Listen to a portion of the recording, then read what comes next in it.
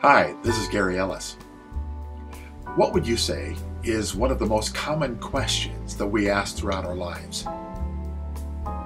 If you answered the most common question is why, I believe you'd be correct. Now, that's actually a question that comes from two entirely different perspectives, and one of them's good, one not so much. The question why birthed from being inquisitive, intrigued, or curious to learn something new. Well, that's the good kind. To that I say go for it. Investigate, research, ponder, consider. Look into the awesome life of God and the natural life He's created around us. However, more often than not, our why question is actually, why me, Lord? What have I ever done? I've had my share of why me times, even long pity-filled times of why me. But through a lot of experience on a personal level, I've come to these two basic conclusions. Either the question is never answered, at least to my satisfaction, or number two, the answer, it didn't make me feel any better anyway. You see, we think that understanding the issue will give us comfort. Well, if you're like me, not only is the why me answer devoid of any real peace in my life, it also usually raises more questions, and once again I'm off to the mental races, searching again for that all-elusive answer, thinking I'm going to find some peace there.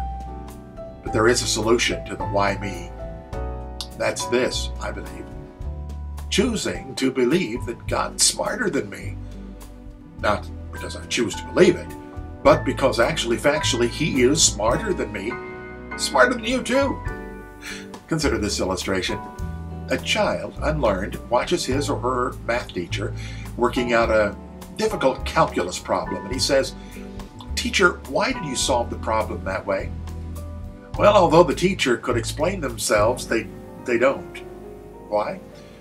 Well, simply because the child has no framework. They have no concept of calculus rules that the teacher was trying to explain to them. Instead, the wise teacher will probably respond something like, "Well, trust me for now. You wouldn't understand." Through maturity and learning, the child may come to understand the rules and the teacher would be able to explain it.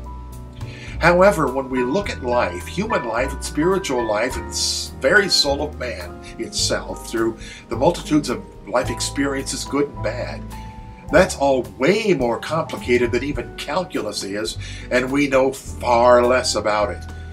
So we have to trust someone that's smarter. Also, why me comes from another vantage point. Put your hand into an open fire. It's going to get burned. Your skin was not designed for direct exposure to a flame. Maybe the better question would be, God, what open flame have I put my hand or my nose into this time?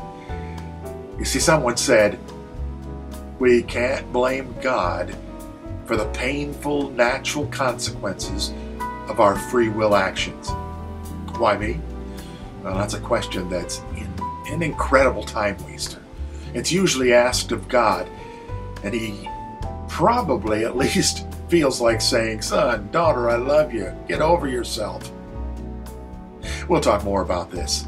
But in the meantime, let's realize that most, if not all, of our navel-gazing, why me questions are not only a waste of energy, but never really move us toward the life that God has for us. One question asking why that's inquisitive, that's a good one. The why me, Lord? Not so much. Until next time, I'm Gary Ellis.